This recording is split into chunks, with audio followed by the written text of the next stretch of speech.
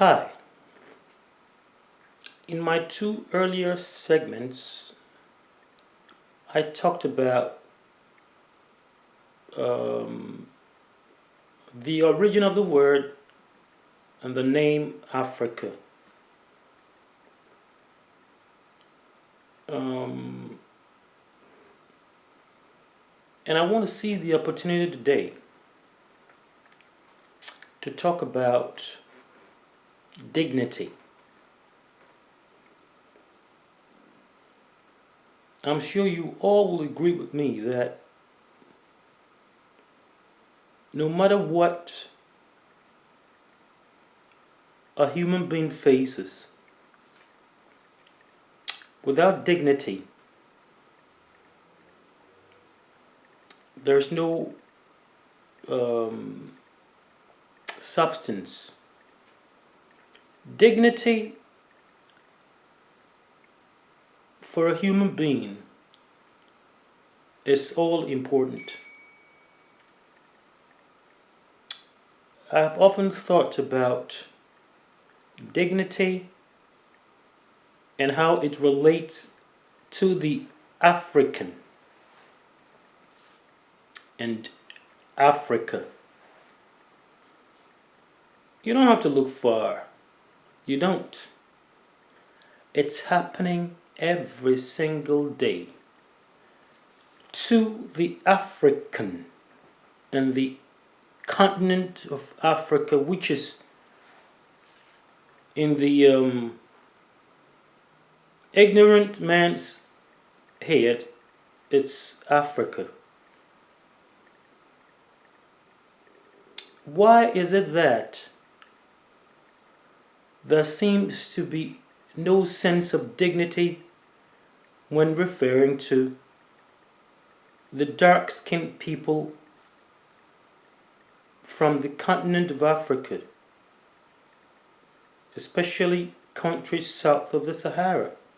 And this is not something which is that difficult to notice or realize. It's happening every day. Every day. And it is time that this issue be addressed and addressed properly so that something can be done to effect some positive change, because without the dignity that the human being deserves, the treatments given to them seems to be less than par. Dignity, for me, is key. And we're talking about, or rather, I'm talking about the human being. I'm not going into whether one is rich or poor or whatever. I'm not talking of the divisions of society based on one's status. No. I'm talking of the basic human dignity. And as I did say in my very, very first introductory segment, there are certain points that I'm going to raise here that is, most probably going to offend some people. But the whole idea of this project is to come out with the truth. And I'm very sure that the truth is going to hurt.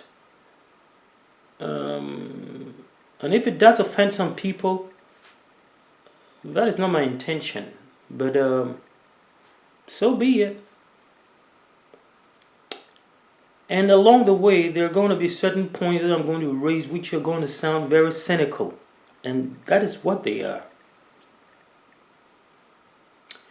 But I'm sure I did hit on this earlier. If you bumped into someone on the street, especially in the developed countries outside the continent of Africa, and in fact, in certain areas on the continent itself, and you ask them, challenge them to sort of present the list of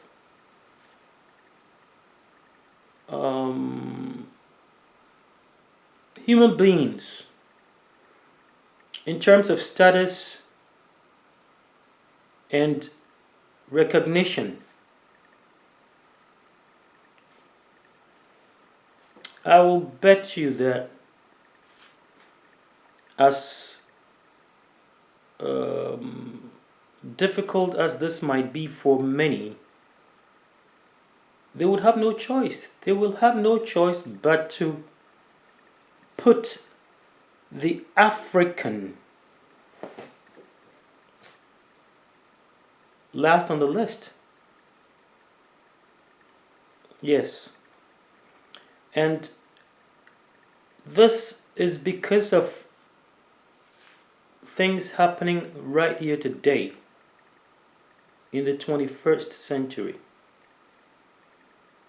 And it started long time ago. Many, many, many years ago. Sometimes I sit back and I ask myself, with the independence that many of the African countries have achieved, the struggles, which are of course, unknown to many people, both within and outside of the African continent, with all the achievements, I can tell you that the constant neglect of the human dignity, which should automatically be given to every human being, including Africans, the dark-skinned population on the African continent south of the Sahara, is questionable. It is questionable. And this is something we need to take seriously and address. We don't have to go around or go about this in an arrogant way. No, I don't believe that is, the goal. But I'm sure that some way, somehow, each and every one out there who is concerned and should be concerned should take this up and confront it wherever it raises its head. Because the natural dignity bestowed on every human being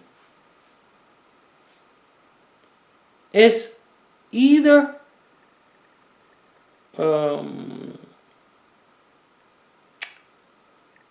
deliberately or unknowingly not being afforded and given to the dark-skinned population from countries in Africa south of the Sahara. You need to stand up and confront this. This is very, very serious. If you take your time and look at things, think a little back. For those of you who are a little older, think back to 20 plus years back, all the way to the beginning of the 80s. There are certain developments that has come up which actually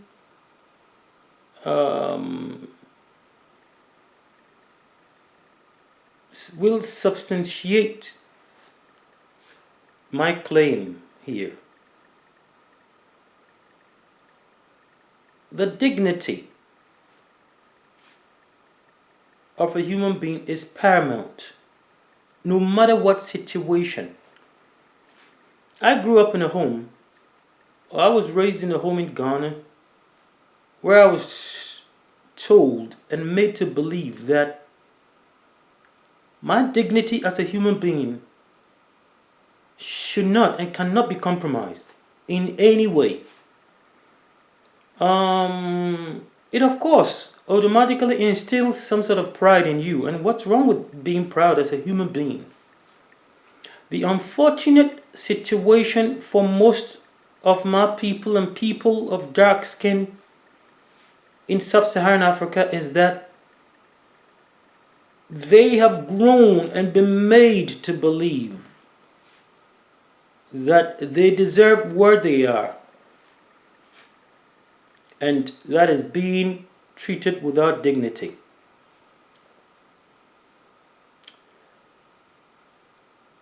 Every human being is a human being, as I did mention earlier. Whether you are poor, rich, whatever, being recognized as a human being with dignity is the key to a fruitful life, no matter how it is. I need to create an example. I need to give an example. All along, we have seen scenes and heard stories of situations and situations of tribes in predominantly dark-skinned communities in sub-Saharan Africa. And either this has been grossly misunderstood due to the history that was created by those who came to the continent first to trade in slavery and later to colonize.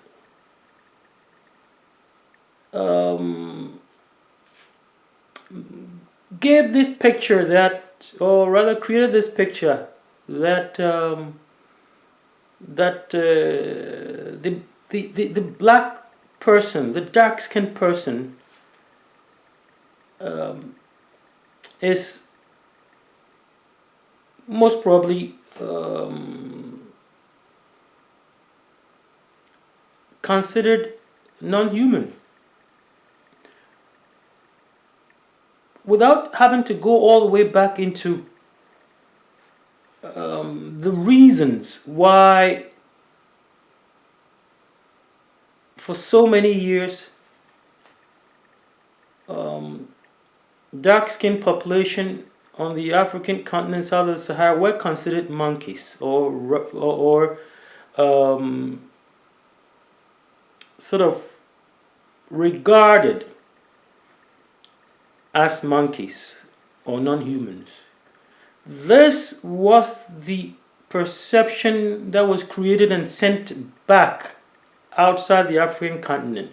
And I'm talking of many, many years ago, many centuries ago. We are in the 21st century, and has this perception changed? In some way it probably has. But it seems like it is still somewhere, somehow ignored.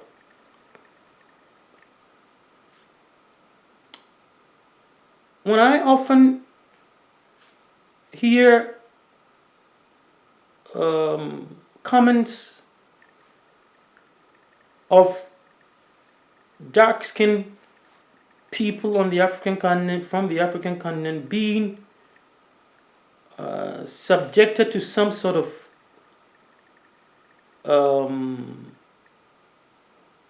differences in terms of their being human, I usually do confront it, either by calling the newspaper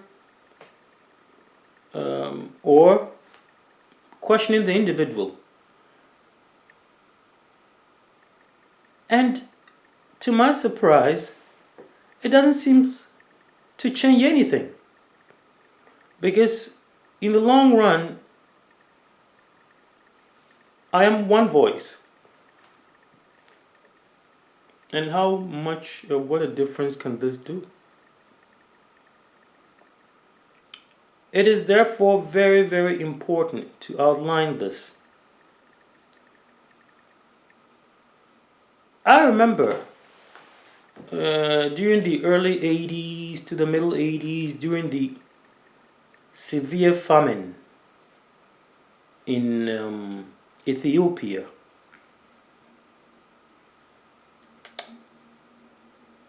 it took the world so long to react to some of the worst sufferings that a human being can face. I remember the Band Aid project